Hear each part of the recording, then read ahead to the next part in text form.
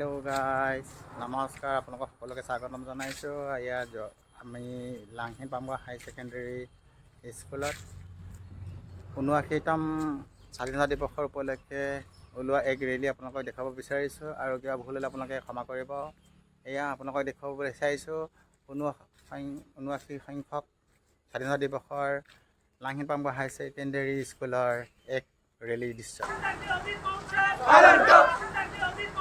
पालन करो पालन करो पालन करो पालन करो भारत माता की जय भारत माता की जय भारत माता की जय वंदे मातरम मातरम मातरम